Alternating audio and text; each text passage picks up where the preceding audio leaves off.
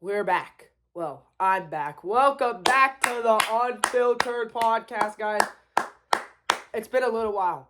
Welcome back to the Unfiltered podcast where nothing's filtered because it's in the saying of the podcast. So either put your big boy pants on or you can get out. It's been a little while, but I'm finally on summer break, guys. We haven't talked since February, since the Super Bowl. So much stuff has happened since then. What's some stuff off the top of my head? We got some sports stuff. I mean, Jack Hughes, big gold winner for the USA Hockey.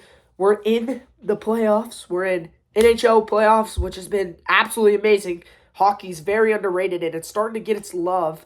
It seems like a lot of the playoffs have been great lately. Like MLB last year, those were exciting, getting these smaller sports, not NBA and NFL. They're getting some publicity because of how good the game has been being played. The NHL playoffs have been great. The NBA playoffs, they've also been great, but one team has run the NBA playoffs, and that is the New York Knicks.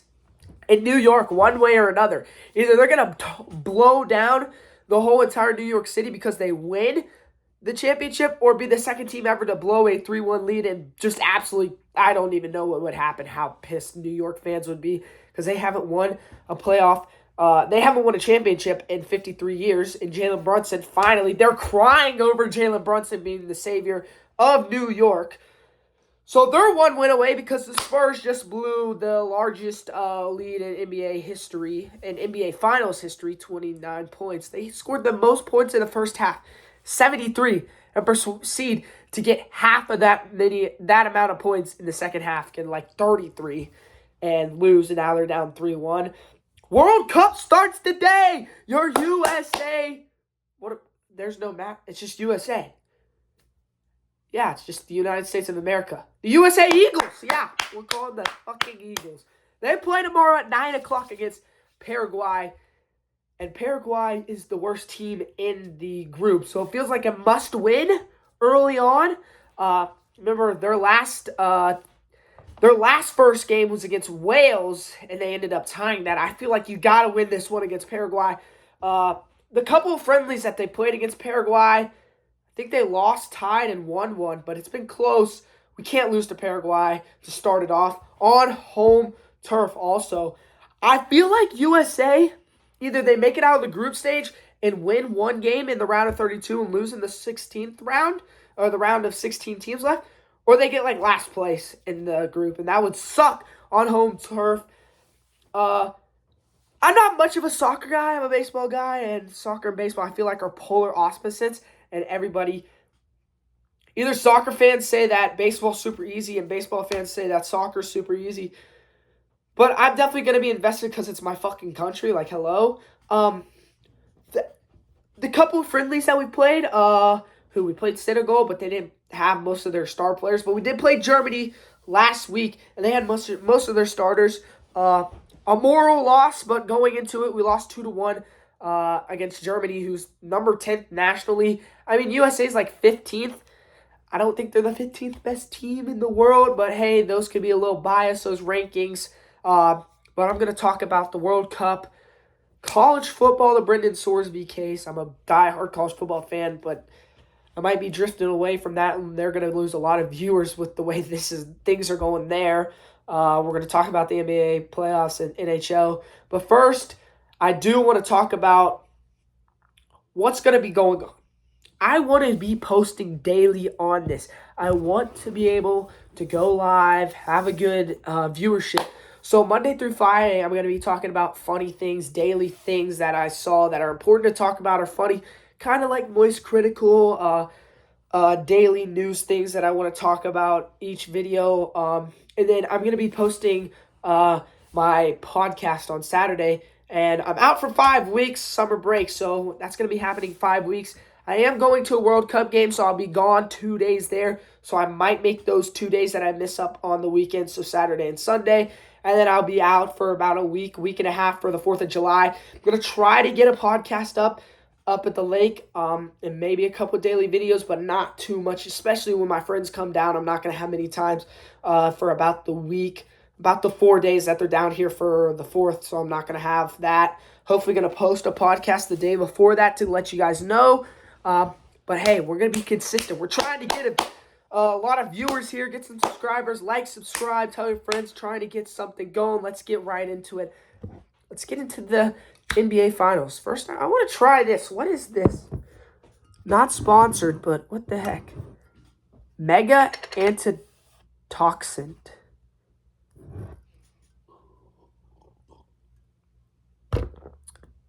Ew. Oh, that's horrible. Too much carrots in it.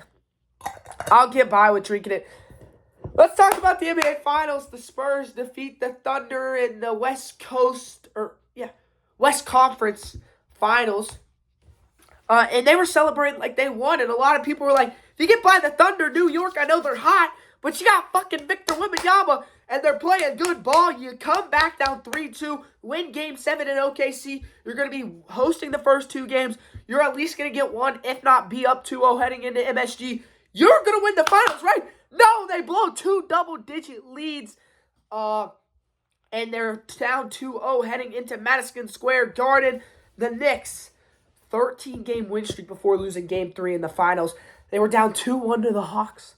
Were they like, are they going to blow it to CJ McCollum and the Unks down in Atlanta? They say, no, go on a 13-game win streak, win the series against Atlanta 4-2, sweep Philly, take over Philly the last 2 games. The Knicks fans go crazy. Same thing with Cleveland. They come back down 22 at home, win Game 1. Analytically, the Cavs were up 2-0. So technically, analytically, the Cavs should be in the playoffs in the NBA Finals and win the NBA Finals, right? That's been the big meme. Because the head coach of the Cavaliers said analytically they were up 2-0. Instead, they get swept off the court. Cleveland gets run out of their own gym. Again, New York takes over. Cleveland win that 4-0. Then they're up 2-0 heading into MSG, the most expensive playoff games, the most expensive NBA game ever. The average price was $7,500 to sit up at the tippy top, talk to Jesus Christ in MSG. That's the cheapest ticket. $7,500. And then they lose Game 3. Lose by 2. It felt like the Spurs had control. They were starting to slip away late. But De'Aaron Fox comes up in the clutch. De'Aaron Fox was getting criticized for his Game 1, Game 2 actions. But he makes up for Game 3, and he's going to make up for it in Game 4, right? They go up 73 points in the first half. They score 73 points. They're up 29. So what is that? 34? Yeah. No, it's 44-73 at halftime. Yeah, my math's mathing. Yes. 73-44. And then the Spurs score half of that in the second half. They lose, 115-114? De'Aaron Fox, right? I said he's not going to do anything stupid, right? He's getting paid $220 million over 4 years. He's got the ball. They're up by 2. They're up by 1. All he needs to do is just dribble it out, get fouled, make his 2 free throw shots, and the Spurs are going to go back 2-2 in San Antonio and look like maybe they reverse sweep. And you remember, Mikal Bridges is on New York. Last time he was up 2-0 was with the Suns, and Giannis would come back, win 4 straight, and the Bucks would win and beat the Phoenix Suns 4-2. Is that going to happen again? It's looking like it's going to happen. De'Aaron Fox has the ball. He goes up for a layup. It's blocked. And then on the other side, OG Anunoby. Brunson, deep 3, misses it. The tip in is good. OG, with 1.2 seconds left, gives the Knicks 115-114 lead. And then with 1.2 seconds, the inbound pass is tipped by Steven Castle. His shot is blocked by Josh Hart. The Knicks are up 3-1 heading into San Antonio. I think the Spurs win Game 5 in San Antonio. And then in Game 6, MSG explodes as the New York Knicks win their first championship in 53 years. I think that's what's going to happen. Now, let's talk about the NHL playoffs. Heading into the finals, we knew it was going to be close and close. We thought it was going to be either Montreal or maybe Carolina heading into the playoffs, coming out on the east side, and then the west side. Everybody thought it was going to be the Avs. The Carolina Hurricanes did win the East. They only lost one game in the first 3 rounds. And then Knights sweep the President Cup champs, which is basically the team with the best record, the most points in the NHL in the regular season. They sweep the Avalanche. So 2 hot teams. Now, game 1.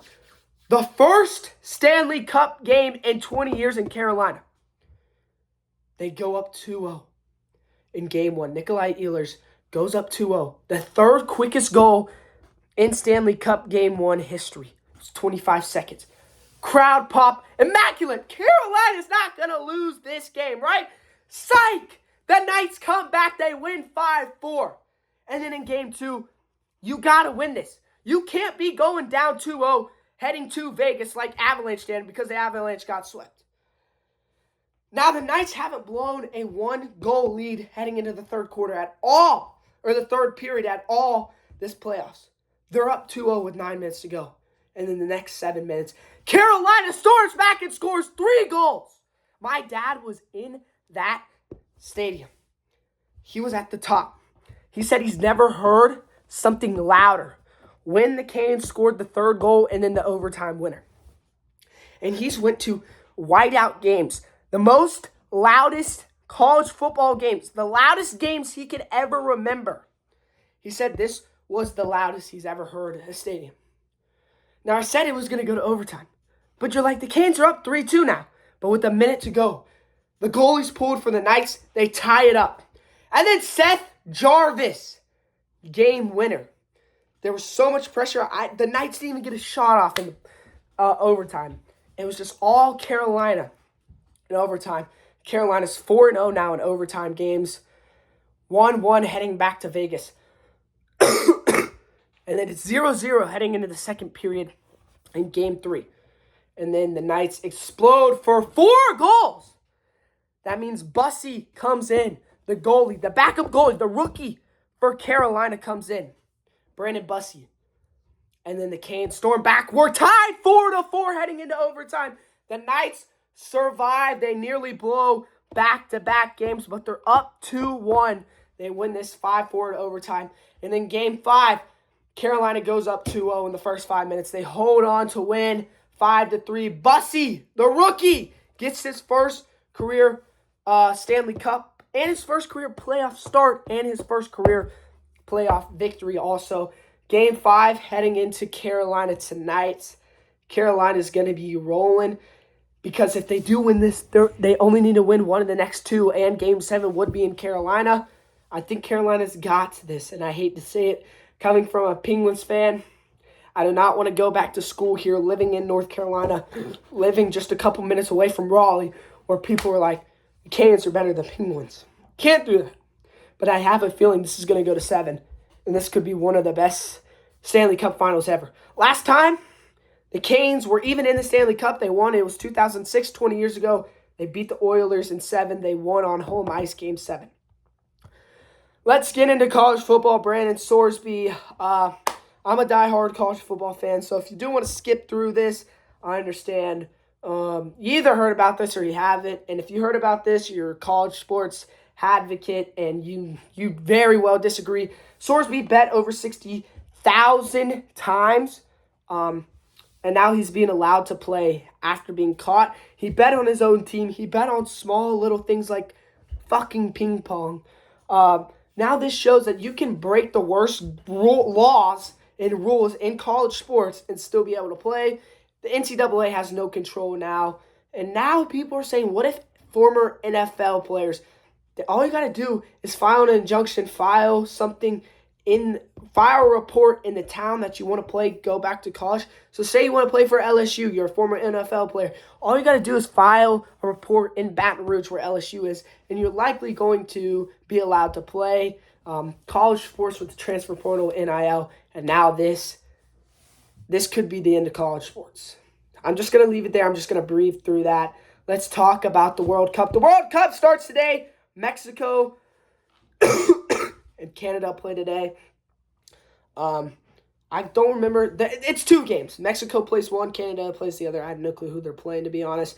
I know USA plays tomorrow. My final prediction is that England versus Spain. I think England wins the World Cup. They win it 3-2 against Spain. My final four are Argentina, who won it last time.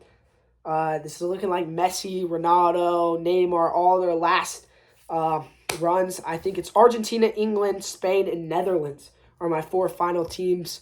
I think Portugal makes it to the Elite Eight and they lose there. I think the same with Brazil. Norway, hey, watch out for Holland. I love Holland as a soccer player. I have them making it out of group stage. I have them finishing second behind, I think they're in Argentina. It's either Spain, Argentina, or Argentina's group that they're in. I have them making it out. So here's the thing about the group stages. Last World Cup, only the top two teams from the group made it to the next round. Now it's the top two teams plus the better half of the third place teams. So if you look at that, it looks about 65% of the teams that are in the group stages make it to the next round. Kind of dumb. I feel like it's just for more money for FIFA. And so maybe USA or Canada can make it to the next round, or Mexico, because you never know, trying to get that home soil advantage. Iran is allowed to play. They were debating if they were going to play about the wars and stuff. I'm not really going to get into that. Wars suck, but I'm only 15. I'm not going to get into the political part of things. Now, Trump is being a little bitch about everything, not letting some refs and players get in.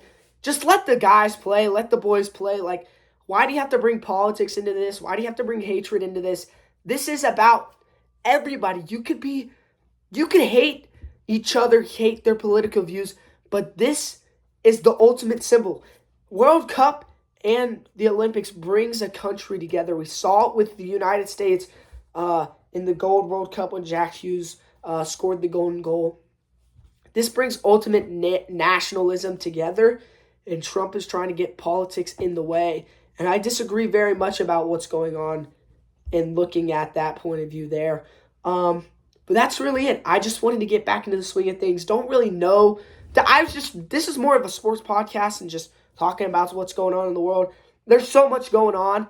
But like I said, I'm going to start posting daily next week, next Monday. Starting to post daily, guys. So stay tuned. That means you want to like and subscribe so you get the notifications that I post and when I post and what I post. Thank you. See you next time.